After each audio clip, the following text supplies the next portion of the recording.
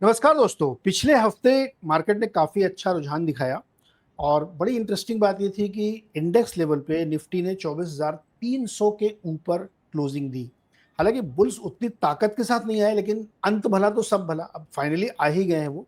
और एक तरीके से ऑर्बिट चेंज वाली सिचुएशन है कि 23,300 400 से 24,300 की रेंज उन्होंने पार कर ली है और अब एक नई रेंज की दहलीज पे खड़े हैं।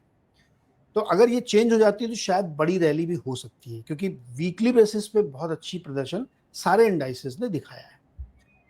तो इस सिचुएशन में जहां पे इंडियन मार्केट बहुत बेहतरीन प्रदर्शन कर रहा है, जहां कोरिया में वीकनेस है, चिप ट्रेड यूएस में फेल हो रहे हैं, सेंटिमेंट पॉजिटिव हो रहा है और एफआईआईज ने भी काफी दिलचस्प मोड पे अपनी स्थिति बनाई है और उन्होंने बहुत सारी खरीदारी भी की है और बिकवाली तो मंथली बेसिस में बहुत कम की है। तो ये जो इंडेक्स आप देख रहे हैं 27 से 31 तक के बीच में सारे देखिए ग्रीन है। 2.5% निफ्टी ऊपर था और मुझे याद है लास्ट फ्राइडे में 2.5% ही नीचे भी था वो। तो वीकली बेसिस पे देखिए कितना बड़ा परिवर्तन इसमें आया है।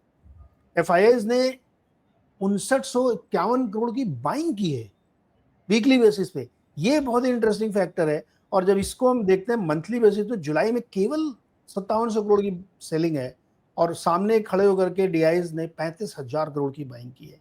तो इसके क्या संकेत बनते हैं ये देखना चाहिए।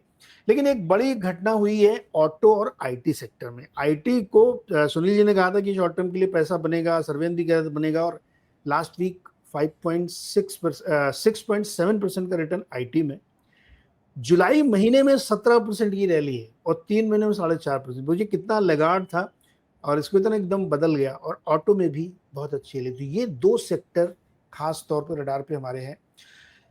तीसरी जो घटना हुई है यूएसडी और येन में तेज गिरावट हुई है। 157.43 पे आ गया। खबरें ये थी कि वहां की सरकार ने इंटरवेन किया, करेंसी बहुत वीक हो रही थी और उनको एक्सपोर्ट इंपोर्ट करने में बहुत दिक्कत हो रही थी। तो उस इंटरवेन के चलते तेजी से गिरा। 164 का हाई मारने के बाद 157 पे, लगभग 4% की वीक स्ट्रेंथ आई है येन में। तो क्या येन कैरी ट्रेड जैसी कोई मुश्किल आ सकती है क्या? ऐसे भी चीजें निकल के आ रही है। ये देखिए आपके सामने चार्ट है। ये यहां से क्रैक हुआ और यहां आया, फिर यहां पे थोड़ा संभला, ऊपर गया और फिर वहां से क्रैक हुआ। ये है क्लोजिंग फ्राइडे नाइट की। तो इन सब को देखते हुए हमेशा की तरह चार सवाल मेरे मन में। पहला कि निफ्टी 24,300 के ऊपर निकल गया है, क्या ये एक ब्रेकआउट सिनेरियो है? दूसरा है कि एफआईआईज ने पूरे महीने में 6,000 से कम की बिकवाली की है, तो मतलब बिल्कुल पीनट है। तो क्या एफआईआई का मूड बदल गया है, अब वो पॉजिटिव हो रहे हैं इंडिया पे? तीसरा, आईटी और ऑटो का बहुत अच्छा प्रदर्शन है, क्या यहाँ और ज्यादा इन्वेस्टर का इंटरेस्ट आएगा और खरीदारी के लिए मौके बनते हैं? और चौथा ये है कि येन कैरी ट्रेड का क्या रिस्क ओपन हो रहा है? इन चार सवालों के इर्द गिर्द हम लोग पूरी डिस्कशन करेंगे। सुनील जी हमारे साथ जुड़ गए। सर बहुत बहुत शुक्रिया जुड़ने के लिए, थैंक यू सो मच। नमस्कार तो ये सर। सब चार प्रश्न हैं सर मेरे। मुझे लगता है ये लार्जली पूरे मार्केट का मूड गेज कर रहे हैं। तो बताइए सर, कहाँ से शुरुआत करेंगे, आप क्या कहाँ से समझाएंगे? देखिए, निफ्टी की 24,300 की क्रॉस और ये लेवल का ट्रैक करना सर्वेंद्र की बात है, मेरी बात नहीं है। ठीक है, मैं कोई लेवल ट्रैक नहीं करता हूँ। मेरा सिंपल है कि इसका और सेकंड पॉइंट का वही है आंसर। माने निफ्टी क्रॉस करने का कारण है एफआईआई की रिटर्न। सिंपल सी बात है। तो उस एफआईआई की बिहेवियर को ट्रैक करेंगे फ्यूचर में, तो आपको पता लगेगा कि निफ्टी क्या इसको क्रॉस कर सकती है, नहीं। सिंपल सी बात है। तो मेरे ख्याल में हम एफआईआई को डिस्कस करेंगे, तो फिर इसका आंसर ऑटोमेटिकली आपको मिल जाएगा, राइट? कि निफ्टी क्या इसे ब्रेकआउट कर सकती है ऊपर से या नीचे कैसे कर सकती है, right? Because this game was entirely due to FII, correct. और कुछ नहीं है। ठीक है, तो वो बात है। और तो मैं सोच रहा हूँ कि सेकंड क्वेश्चन से स्टार्ट करेंगे फिर। यस सर, तो हम तो लोग पहले एफआईआई का यन देखें। का क्वेश्चन है पहले, तो उसको शायद उसको भी अटेंड कर सकते हैं, नो प्रॉब्लम। आप बड़ा जो बोले ऑडियो। सर। हाँ, यन का तो आपको देख लीजिए। नहीं तो ठीक है, एफआई का येन से तो, शुरू करते हैं सर। हाँ, एफआई येन का से ही।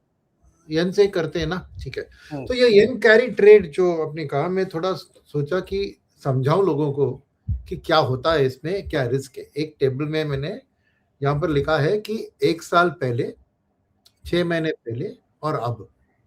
तो इसमें 3 फैक्टर है। एक डिस्क्लेमर मैं दूं, ये इंडिया के बारे में एग्जांपल मैंने नहीं लिया है, ये मैंने लिया है जो अमेरिकन वाले हैं जो येन में बोरो करके वापस अमेरिका में निवेश करते हैं, ताकि आसानी से आप समझ सकते हैं, तो उससे ऑटोमेटिकली आप इंडिया का एक्सटेंशन करा सकते हैं आसानी से।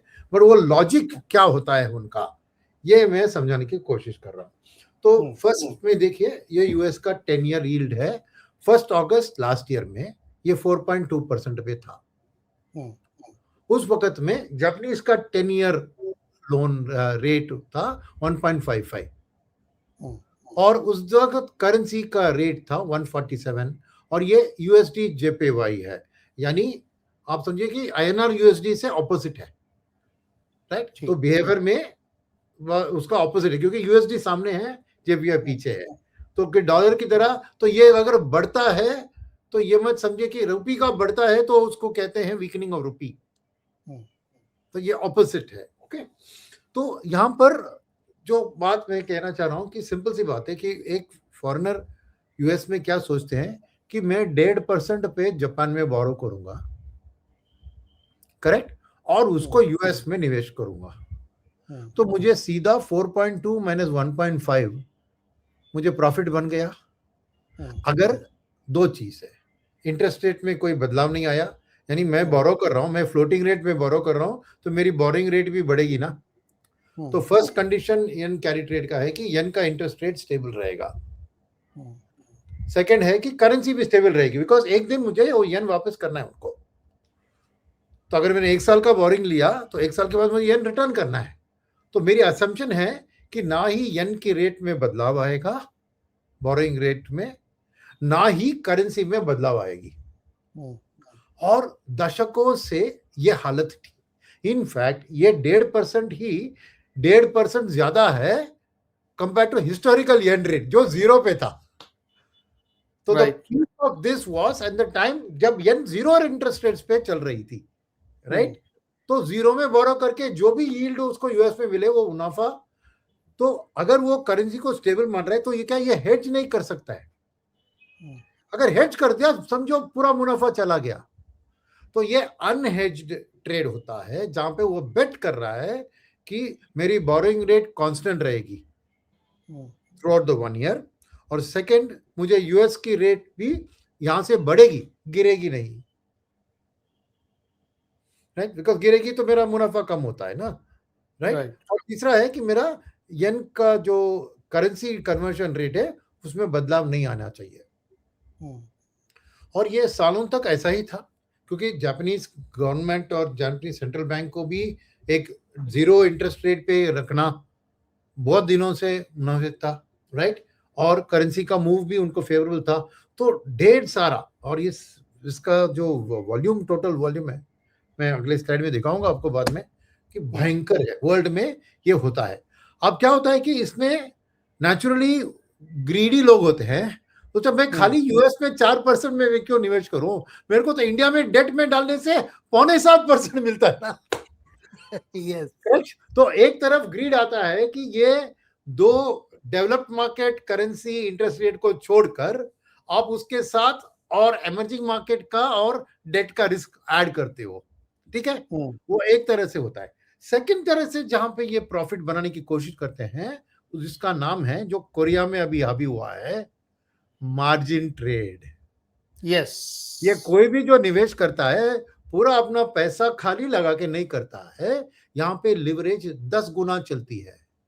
यानी मैं डालूं 10% कैपिटल, 90% मैं बोरो करूंगा, ताकि आधा % का गेन मुझे मिला तो उसको 10 गुना मल्टीप्लाई कीजिए, right. This is the ideal for high risk high reward leveraged play. अब जब रिस्क ऐसे उठाते हो आप, एक इमर्जिंग कंट्री की ओर निवेश करते हो, दूसरा यहाँ, तो क्या होता है कि एक तीसरा करेंसी आपको कॉम्प्लिकेट करती है।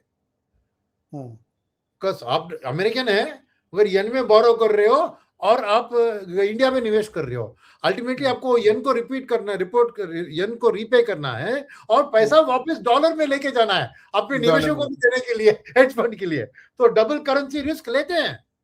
क्यों? क्योंकि लिवरेज करते हैं ना, तो लिवरेज। तो इसका क्या है कि ये हाई रिस्क ट्रेड में बदलाव कब आया? जब जापानीज गवर्नमेंट ने और जापानीज सेंट्रल बैंक ने वो जीरो इंटरेस्ट रेट पॉलिसी को छोड़ दिया और वो 1.5 को बढ़ गया, जो 1 साल पहले आया था। अब 1.5 और 4.2 पे भी काफी डिफरेंस है। तो येन कैरी ट्रेड को झटका लगा जरूर, बट फिर भी मुनाफा इतना था कि वो कंटिन्यू रही। अब सोचिए कि किसी ने 6 महीने के लिए वो ट्रेड को किया, यानी 1 अगस्त 2025 से 1 दिसंबर 2025 तक रफली मैं कर रहा हूं। तो क्या हुआ उस दिन ने? जापानीज का 10 ईयर यील्ड 52 बेसिस पॉइंट्स बढ़ गया। तो उसकी बोरिंग कॉस्ट फ्लोटिंग रेट पे, कोई फिक्स रेट तो लोन नहीं देगा क्योंकि बैंक को भी अल्टीमेटली फ्लोटिंग है, तो उसकी बोरिंग कॉस्ट बढ़ गई। और उधर क्या हुआ? यूएस का इंटरेस्ट रेट तब 5 बेसिस पॉइंट गिर गया।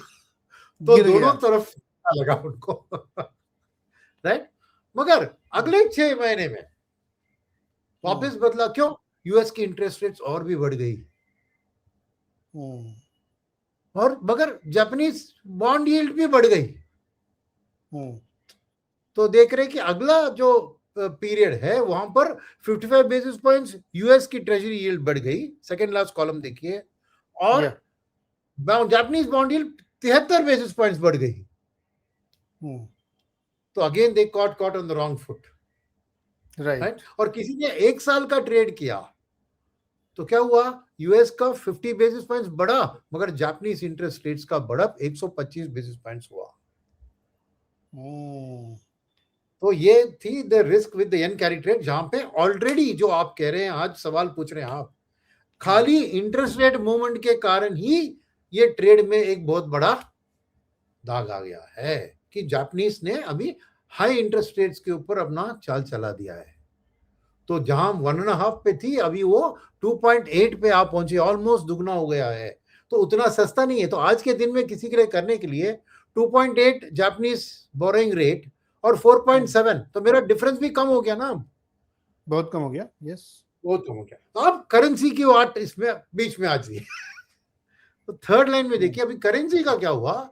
बीच में वो करेंसी 163 तक गया।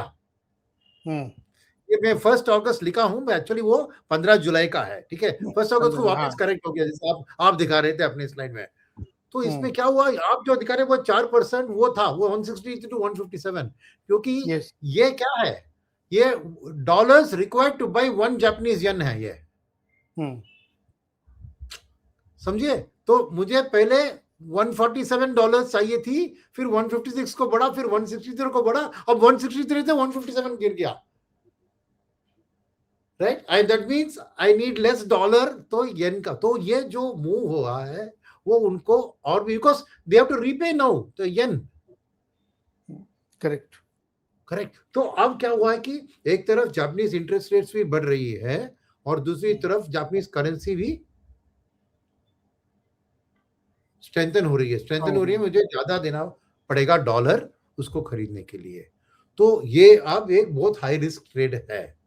और जिन्होंने ऑलरेडी लिया है, इसमें क्या प्रॉब्लम है कि ये जब बढ़ता है और गिरता है, जस्ट आपको कोरियन मार्केट की तरह सोचिए, क्योंकि वो भी मार्जिन ट्रेडिंग वाला मार्केट है। जब बढ़ा तो तेजी से जो 10% रिटर्न बनना था उसको 40% रिटर्न बन गया, मगर अगर गिर गया तो सीधे सुसाइड पॉइंट पे आ गया।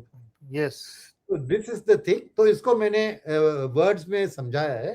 तो आगे बढ़ते हैं, राइटिंग में जो लिखा मैंने देखते हैं। तो अब आप उसको पढ़ेंगे तो समझाएंगे। तो आज लास्ट 12 महीने में ये interplay between US treasury, Japanese bond yield और करेंसी का पैर, इसने डिक्टेट किया है क्या? Monetary policy convergence.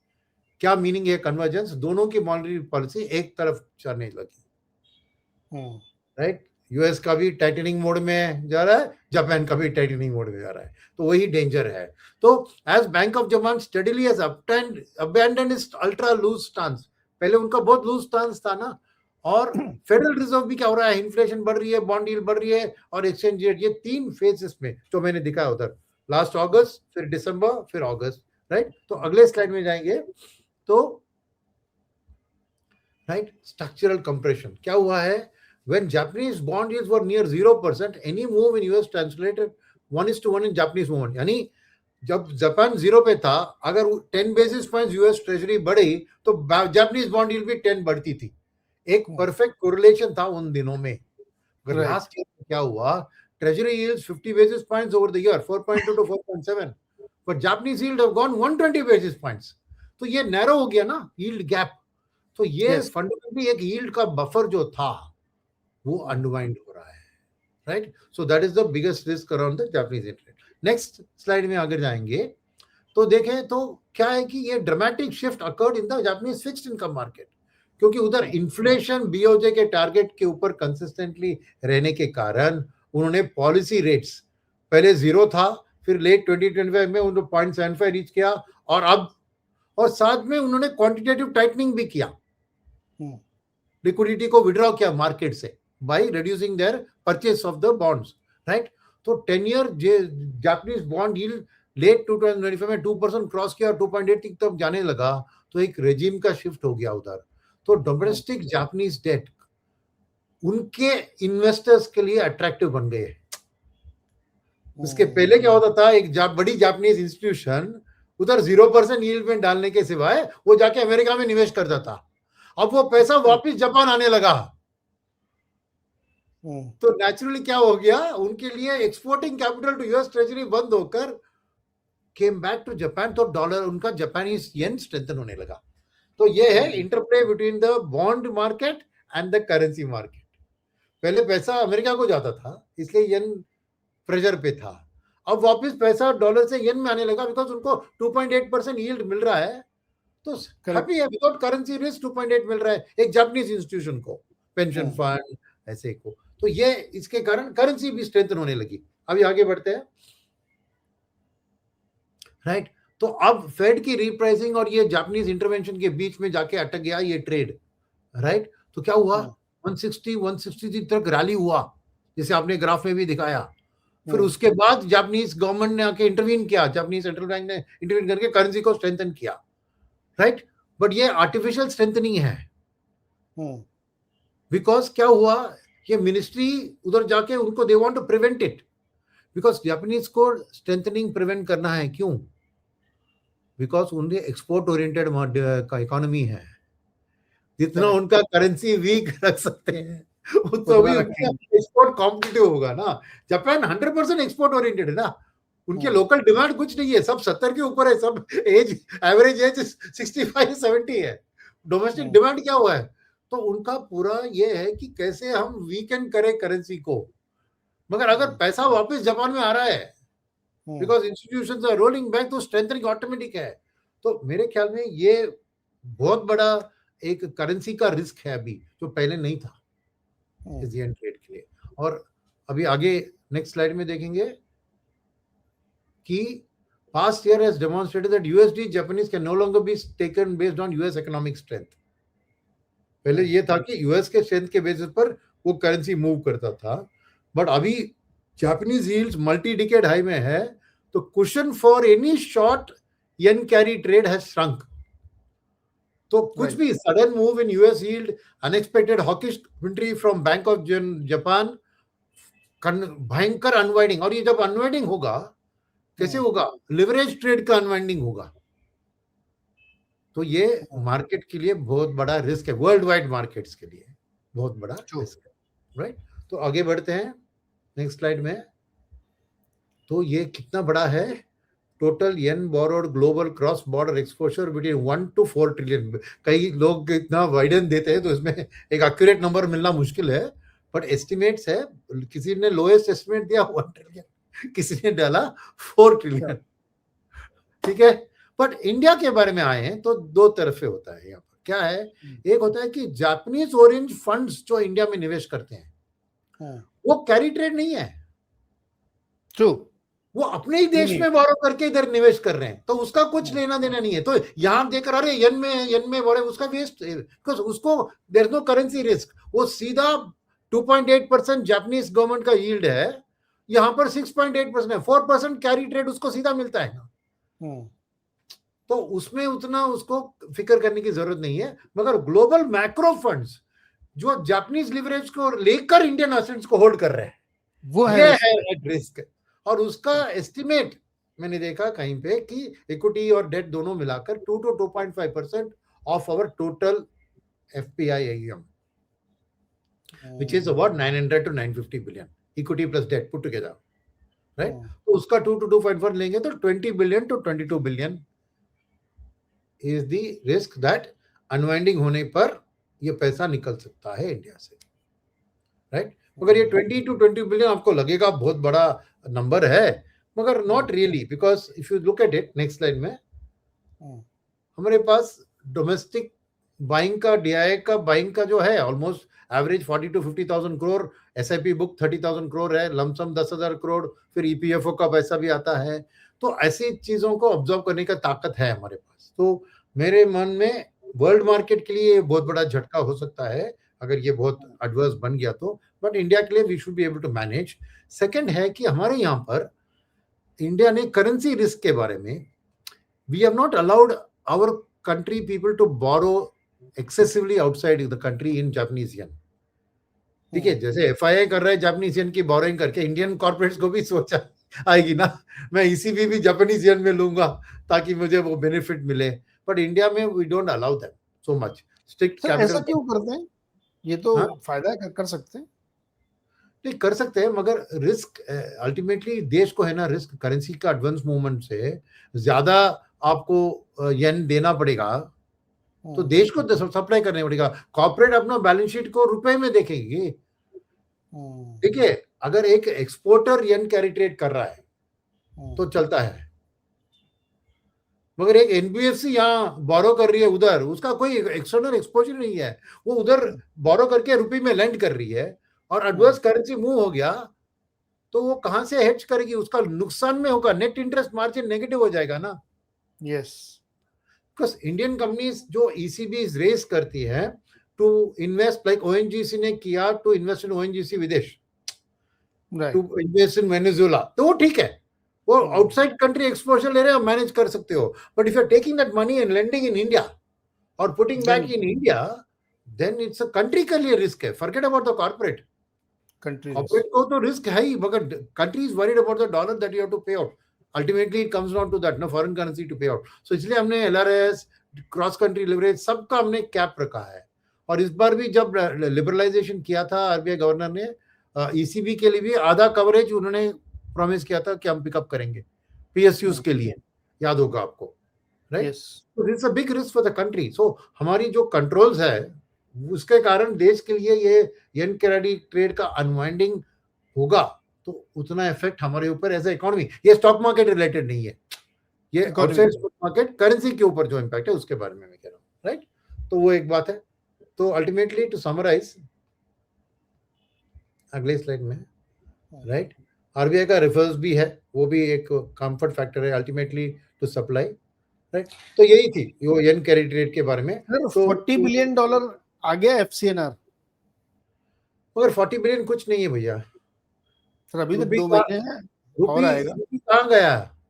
अरे 40 से 60 गया तो भी रुपी का कुछ नहीं होगा बा, रुपी पे दबाव है ही ना, अभी कहाँ है रुपी? 95 96 पे ही है बा, अभी तो है। So this 40 billion is nothing. RBI governor is unhappy with it. His target. अभी तो टाइम है सर, अभी तो 2 महीने और हैं। मैं सुन रहा हूँ, मैं देखिए, मैं मेरी बेटी है ना उधर, हाँ, वो देख रही है, वो कह रही है कि it is not at all profitable for me to do, because जो लिवरेजिंग है, एचएसबीसी एक बैंक है जो गिफ्ट सिटी के थ्रू 19x लिवरेज दे रहा है, ठीक है? ओके, बाकी सब देखे, मैं एसबीआई से भी उधर बात किया, वो बोल रहे हैं कि लेंडिंग रेट तो वो 6% दे रहे हैं एफसीएनआर डिपॉजिट में और 5.75% को बोरोइंग रेट दे रहे हैं, तो स्प्रेड 25 बेसिस पॉइंट है और 9 टाइम्स लिवरेज दे रहे हैं, तो नेट टू नेट उनका देखें तो यील्ड कुछ 9% बन रहा है। और मेरी बेटी कह रही है, अरे मैं अदानी का बॉन्ड उधर खरीदूं, मेरे 10% बन रहा है मुझे। So it is unlike, see, RBI Raghuram Rajan के टाइम में जो 34 बिलियन आया था तो वो बहुत बड़ा रकम था, because India was a much smaller forex based country then. At that time 34 billion was a big amount, but अब unless we get 75 billion plus, it is not a very very big. ये 40 billion, अरे RBI governor meeting regularly बुला रहे हैं बैंकों के, क्यों नहीं हो रहा है? He is not happy with this. हम लोग कह सकते हैं 40 बिलियन, अरे वो उधर उधर भी अपना डेट एफआई ने भी बहुत लाया है उधर, पर ये सब करेंसी को स्ट्रेंथन क्यों नहीं कर रहा है?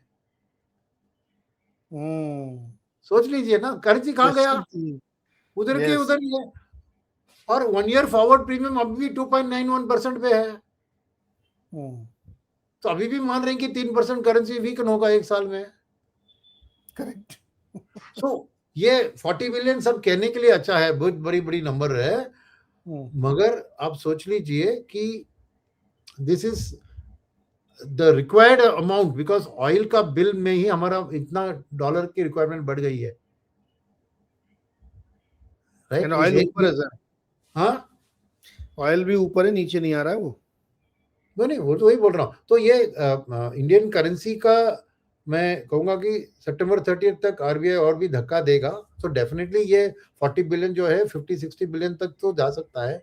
मगर जो मेरी खबर है उधर कि इतना अट्रैक्टिव नहीं है, बैंक्स बहुत दम लगा रहे हैं इसको अचीव करने में, बिकॉज क्या होता है ना, उसमें कई तरह की सिचुएशन होती है। लाइक यूएस एनआरआई के लिए ये इंटरेस्ट टैक्सेबल है, उसके इनकम में जुड़ता है, ये एफसीना बी का उसके इनकम में, तो उसको टैक्स देना पड़ रहा है उधर।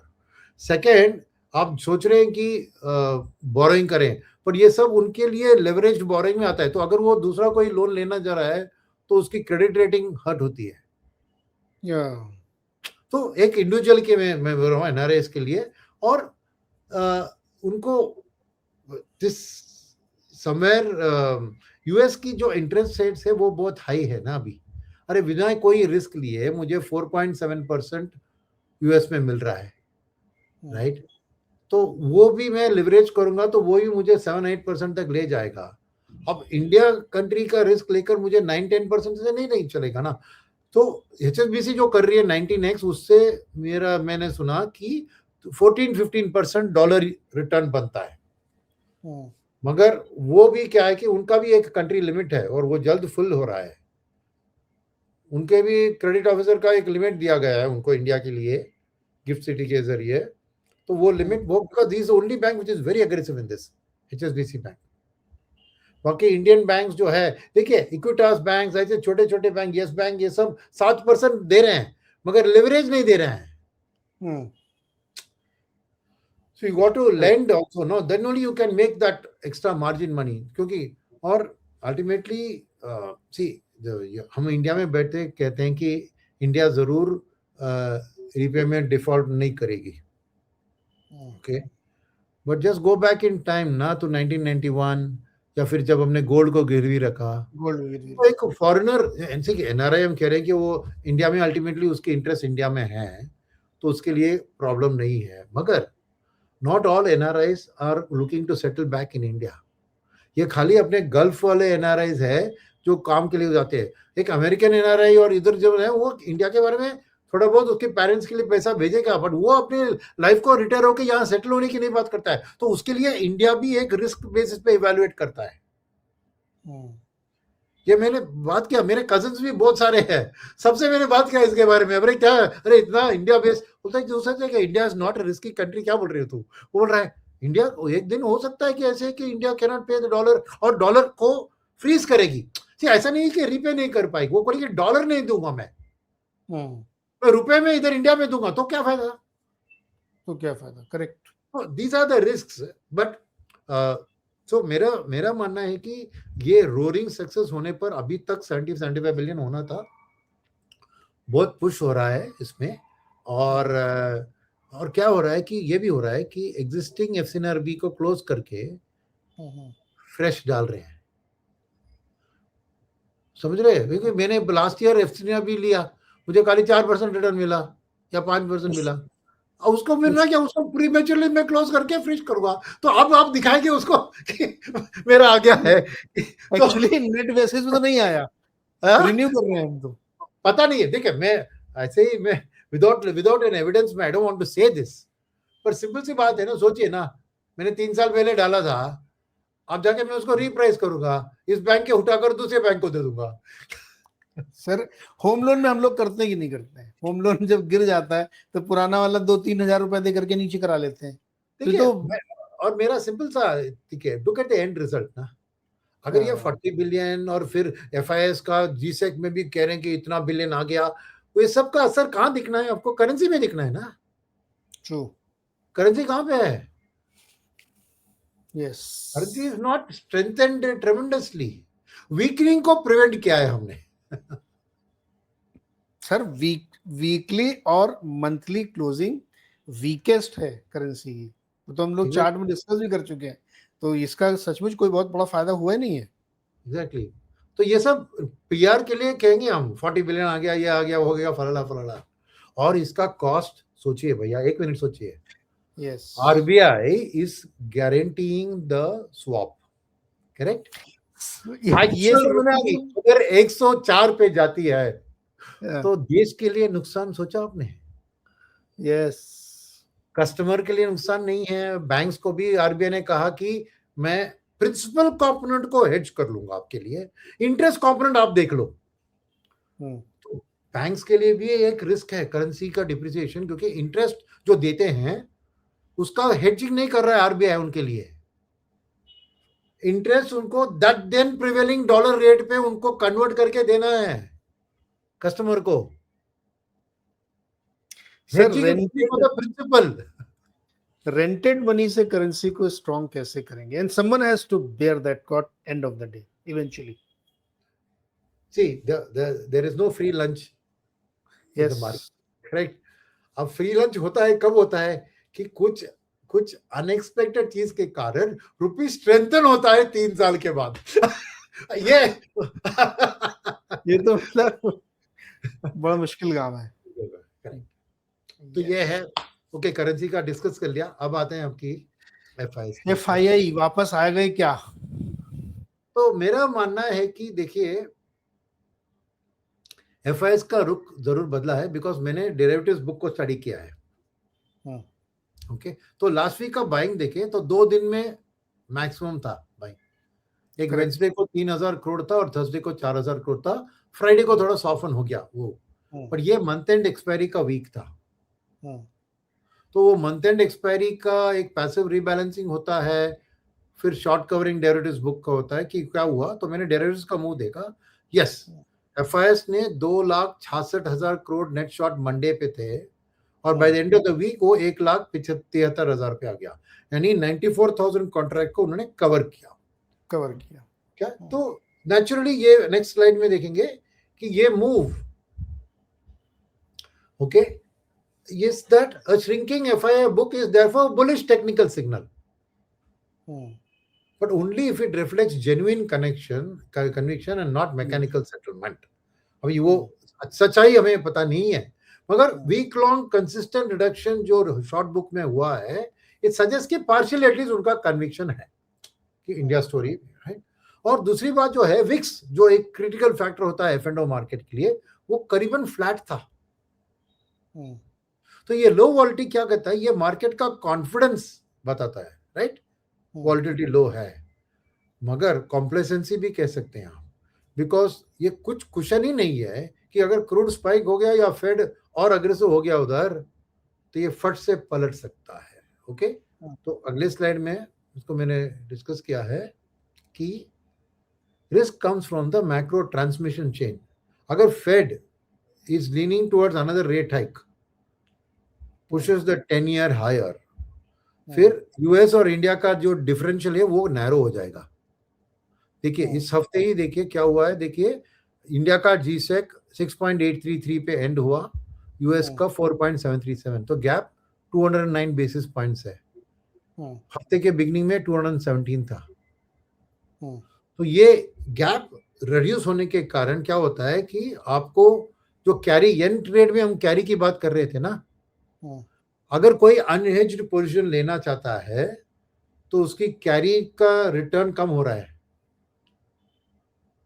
क्योंकि वो ये 1 साल का एक एफआई का आउटलुक है, समझिए। और डेट में ही लीजिए, बात सिंपल सी बात है डेट में, क्योंकि ऑटोमेटिकली इक्विटी में भी यही कैलकुलेशन ट्रांसलेट होता है। तो डेट में देखिए वो क्या होता है कि मैं पैसा भेज रहा हूँ इंडिया को, 6.83 मुझे जीसेक में मिलता है, ठीक है। एक साल के बाद मेरे को 209 बेसिस पॉइंट प्रॉफिट बनेगा, बिकॉज मैं यूएस में मैं 4.73 पे बोरो करके यहाँ 6.83 में निवेश करूंगा। वो एक हफ्ते पहले 217 पे था रिटर्न, आज वो 209 बन गया है। एक वो अनहेज्ड एफआई के लिए उसका कैरी ट्रेड, जैसे येन की कैरी ट्रेड अभी मैंने डिस्कस किया, रुपी डॉलर का कैरी ट्रेड में भी एक जो हेज नहीं करता है उसके लिए ये नैरो हो रहा है, which means it's risky to put into India. अगर हेज कर रहा है एफआई तो अगले स्लाइड में मैंने लिखा है कि उसकी हेजिंग कॉस्ट क्या है। हेजिंग कॉस्ट है आज 1 ईयर का यूएसडी एनआर फॉरवर्ड प्रीमियम है 278 पैसे।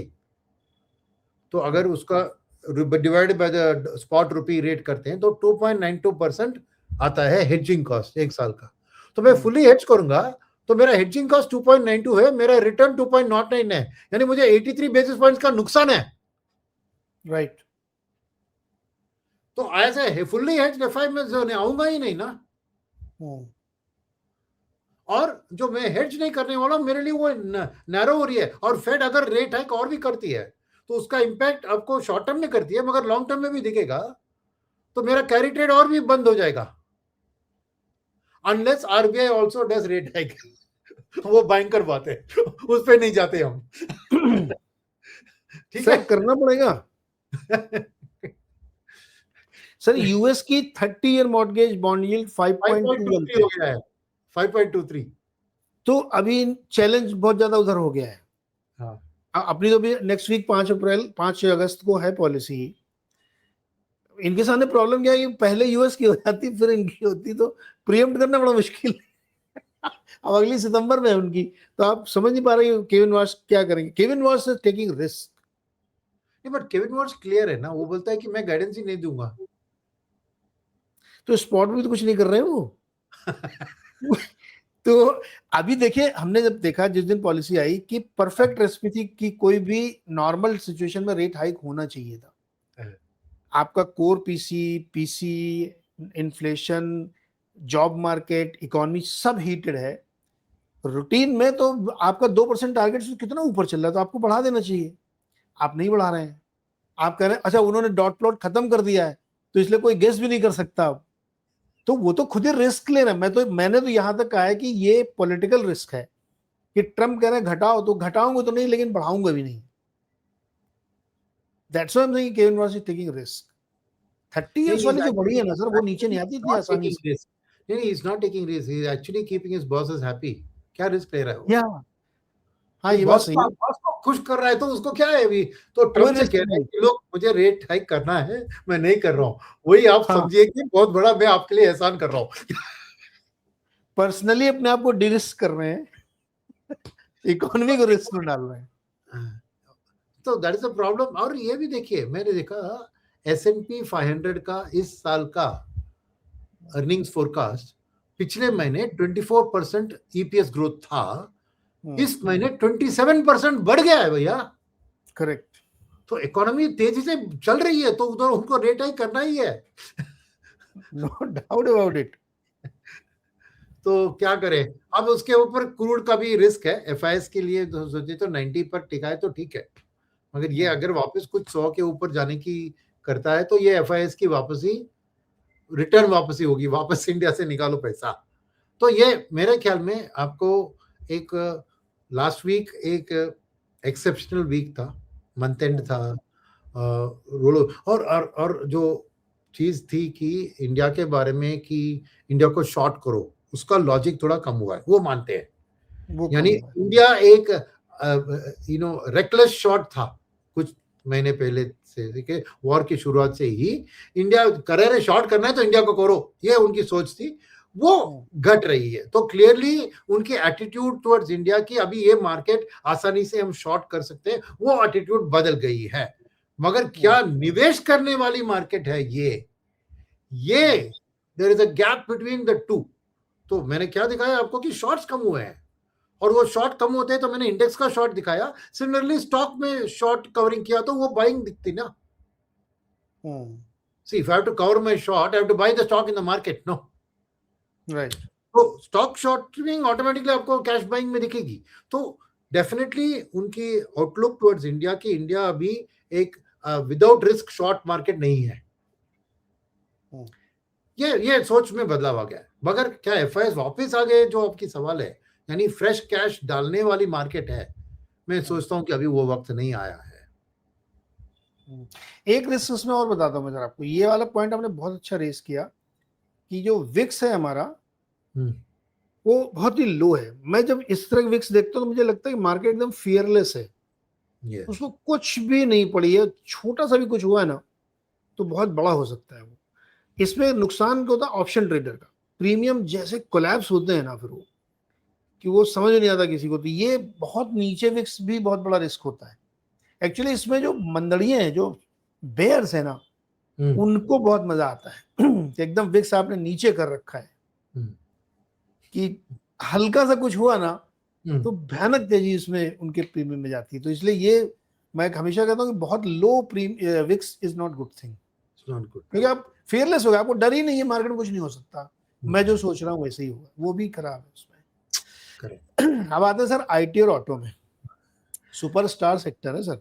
आपको कांग्रेचुलेशन सर, आईटी बढ़िया मस्त पैसा बना लो. देखिए tactically it was a no brainer, क्योंकि इतना गिर चुका था. तो समझिए कि जब बुरी वक्त आती है तो लोग सोचते हैं कि और भी बुरा होगा.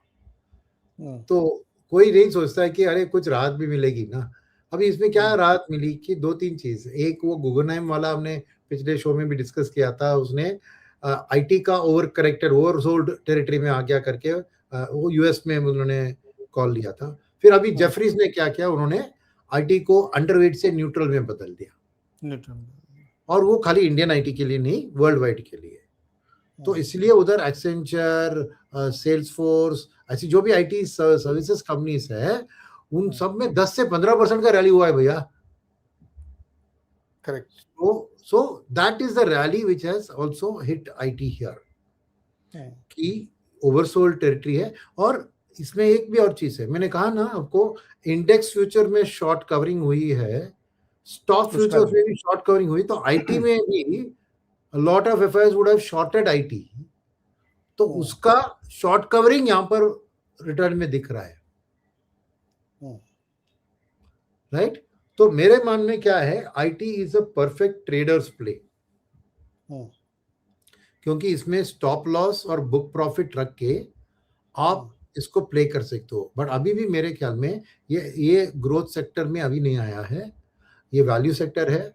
वैल्यू के अंदर इसके वॉलेटिलिटी के कारण आपको प्ले बनता है. तो टैक्टिकली आप खेल सकते हो. बट जैसे मैं दिखा रहा हूं, लॉन्ग वे टू गो. 1 साल 3 साल का रिटर्न देखिए 24%, 2% फ्लैट है. ये 2 ईयर और 3 ईयर एब्सोल्यूट रिटर्न्स है. ओके. तो मेरे ख्याल में IT is still a tactical play, जहां पर 3 फैक्टर्स है यहां पर जो डिटरमिन कर रहे हैं. एक, एफआईएस की वापसी आईटी में दिखती है, because IT is a core part of the index, large cap index. तो पैसिव फंड्स डिलीवरी बाइंग हुई होगी क्या? हो सकती है. सेकंड चीज है जो शॉर्ट कवरिंग मैंने कहा, उसमें भी आईटी शामिल होती है. बिकॉज अभी if the international brokers are saying the worst is over, तो नेचुरली क्लियर शॉर्ट नहीं बनता है IT. So it is not something which somebody will go and do a clear short. So वो एक पॉजिटिव है, downside protection है वो. तीसरी बात है कि जो एक नया पूल ऑफ कैपिटल भी है, जहां से पेंशन फंड, जहां पे इनकी डिविडेंड यील्ड अभी भी अच्छी है. Right. But on a pure valuation basis, हम लॉन्ग टर्म वैल्यूएशन से कंपेयर करके इनको सस्ता बता रहे हैं. बट अभी भी सोचिए क्या अर्निंग्स गाइडेंस दे रहे हैं ये लोग, 3 से 4%. 3 से 4%. करेंसी का डिप्रिसिएशन लीजिए 3% लीजिए, और ये 3 से 4%, मुझे कंफ्यूजन है, ये कांस्टेंट करेंसी का 3 से 4% है या रुपये का 3 से 4%. ठीक है, गाइडेंस बता देते हैं. तो मान लीजिए ये कांस्टेंट करेंसी का भी है, फिर भी क्या होता है, 3% डिप्रिसिएशन रुपये का उठा लीजिए तो क्या बनता है, 6 से 7%। अभी एक 6 से 7% ग्रोथ कंपनी के लिए अब 17 पीई को सही मानते हैं क्या? तो ये वैल्यूएशन का स्टोरी क्या होता है कि आप लॉन्ग टर्म वैल्यूएशन को लेकर कंपेयर कर रहे हैं, बट क्या हो गया था पोस्ट कोविड आईटी के एक ग्रोथ सेक्टर के तरह उसकी वैल्यूएशन बढ़ गई थी और उसको बेस पे आप लेकर आज कंपैरिजन कर रहे हैं।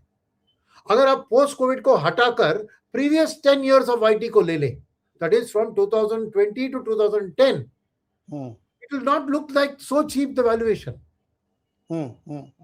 सो मेरा मानना है कि आईटी में पैसा बन सकता है, but as a tactical play आप ट्रेडर्स मार्केट आईटी में ट्रेडिंग के तौर पर पैसा बन सकता है, और किसी निवेशक को लेना है आईटी तो आपके पोर्टफोलियो में जो वैल्यू का कंपोनेंट है उसमें लीजिए। ये गलती मत कीजिए कि ये एक ग्रोथ सेक्टर बन गया है। इस रिटर्न परफॉर्मेंस एक महीने में 19% रिटर्न दिया है आईटी ने, तो उसको देखकर अरे अभी ये ग्रोथ सेक्टर है करके बहुत कूदिए मत। That's all I am saying. पैसा बन सकता है बट टैक्टिकली प्ले करना है आपको, राइट? एंड बुक लॉस और स्टॉप प्रॉफिट रख के घुसो निकलो, you can make money. Auto की बात अलग है। ऑटो की बात क्या है कि देखिए कि one thing is that auto में it is a surprise from two sides. पहले चीज है कि नॉर्मली मार्च एंड में ऑटो का बम्पर होता है, तो अप्रैल की नंबर्स अच्छी होती है क्योंकि ईयर एंड में वो मॉडल को पुश करते हैं, ये होता है, ओके। और ये जून जुलाई में जनरली इनका it is not a big month for them, okay? But that was a big surprise. The kind of top line sales numbers that auto has shown in June and July beat market expectations. That's number one. Number two, auto was one of the worst affected by the crude price rise, because tyre में crude price आता है, paint में आता है, नहीं जो बहुत सारी उनकी चीजों में आता है, प्लास्टिक्स में आती है। तो बहुत से डर था कि ये हाई ऑपरेटिंग लेवरेज कंपनी है तो इनके मार्जिन के ऊपर बहुत दबाव आ जाएगा, बिकॉज 3 फुल महीने आपको क्रूड का हाई कॉस्ट ऑब्जॉर्व करना पड़ा, और वो आपको कल दिखी कहां पर? मारुति के नंबर में, मारुति के नंबर्स में दिखा। यस, अप टू देन किसी भी नंबर में नहीं दिखा, टीवीएस की नहीं दिखा, बजाज का नहीं दिखा, महिंद्रा एंड महिंद्रा का नहीं दिखा, क्योंकि उनकी सेल्स इतनी बढ़ गई थी कि दे वर एबल टू कवर, क्योंकि ये प्राइस इनटू क्वांटिटी है ना, मार्जिन कंपैरिजन होता है मगर वॉल्यूम बढ़ता है तो ऑपरेटिंग लेवरेज किक इन होता है। करेक्ट। तो उन सब कंपनियों में क्या हुआ, उनका एबिटा मार्जिन भी भयंकर बढ़ा, एबिटा भी भयंकर ग्रोथ दिखाई, because the sales growth was so good. But when Maruti का देखिए तो कॉम्पोजिशन, कौन सी गाड़ी उनकी बिकी, लेस मार्जिन प्रोडक्ट, तो इसके कारण दिखा। और ये डर था पूरे ऑटो सेक्टर के बारे में मार्केट को, but the numbers came in surprised. तो ये जो मार्केट की एंटिसिपेशन थी उससे बहुत बेहतर परफॉर्मेंस आ गई, तो यही कारण जो वो बड़ा है। और अगर आप हिस्टोरिक ट्रैक रिकॉर्ड देखें इस बढ़त के बाद भी आप देखें तो वाईटीडी में it is only 2% growth. YTD माने 7 महीने, तो it was not a very favourite sector. इसमें मैं बहुत इंटरेस्टिंग आपको मैं वही ढूंढ रहा, मिल गया मुझे। जो गवर्नमेंट का आता ना मंथली इकोनॉमिक सर्वे,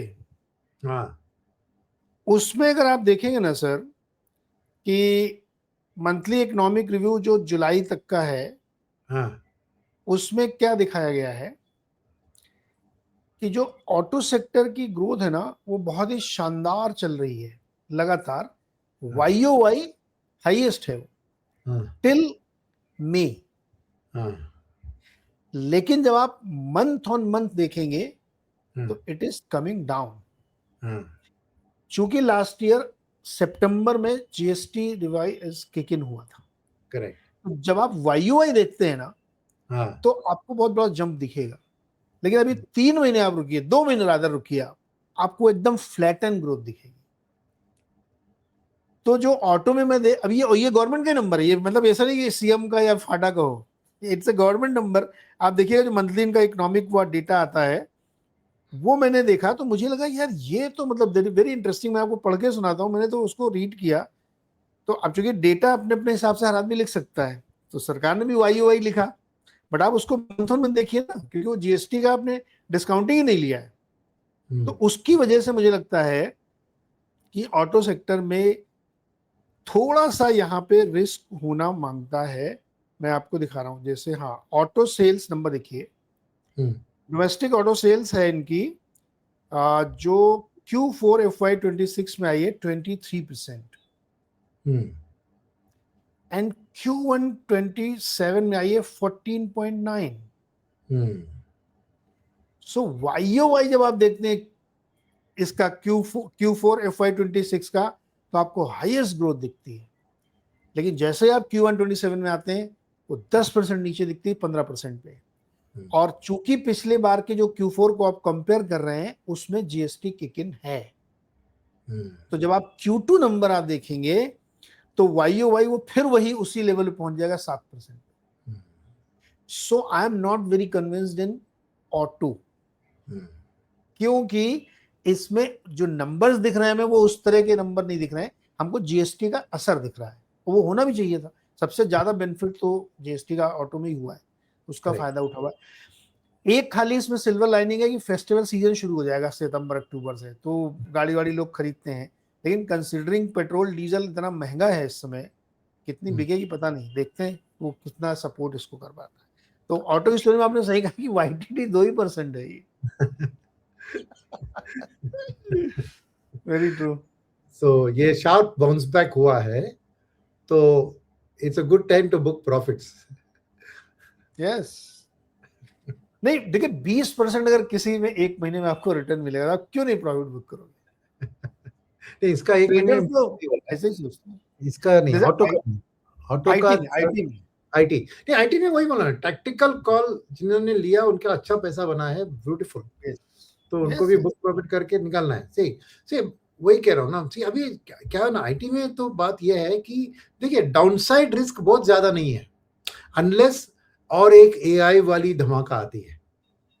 तो वो जो एक होता है कि और एक एआई ने आके आईटी बिजनेस को खाने की कुछ नई प्रोडक्ट को लॉन्च किया, तो वो उसका natural negative effects spill over आपको आ सकता है।